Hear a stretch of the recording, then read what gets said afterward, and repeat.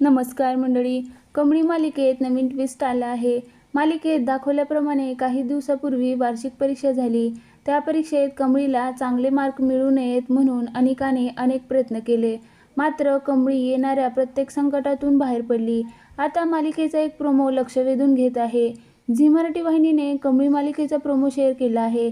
या प्रोमोमध्ये सुरुवातीला ऐकायला मिळते की आव्हानांना भिडणाऱ्या बेधडक कमळीचा आज निकाल लागणार. कमळी छत्रपती शिवाजी महाराजांच्या मूर्तीसमोर जाऊन उभी राहते. ती हात जोडून म्हणते, ज्यांच्यासाठी गाव सोडून मुंबईत आलो त्याच्या पहिल्या पायरीचा आज निकाल लागतोय, आशीर्वाद असू द्या. प्रोमोमध्ये पुढे पाहायला मिळते की अनिका म्हणते, कमळी आता तुझा प्रवास संपणार. 1 वर्ष आमच्या डोक्यावर नाचलीस, आता तू नापास होऊन थेट गावाला निघून जाणार.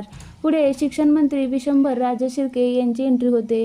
ते निकालाची घोषणा करतात. ते म्हणतात, मुंबई विद्यापीठात पहिल्या आलेल्या त्या विद्यार्थिनीचे नाव आहे. सर्वांच्या चेहऱ्यावर निकाल जाणून घेण्याची उत्सुकता दिसते. हा प्रोमो शेअर करताना झी मराठी वाहिनीने खुद्द शिक्षण मंत्री जाहीर करणार महाराष्ट्राचा महानिकाल असं कॅप्शन दिलं आहे. झी मराठी वाहिनीवरील शुभश्रावणी मालिकेत विशंभर राजे शिर्के हे शिक्षण मंत्री आहेत. ही भूमिका अभिनेते लोकेश गुप्ते यांनी साकारली.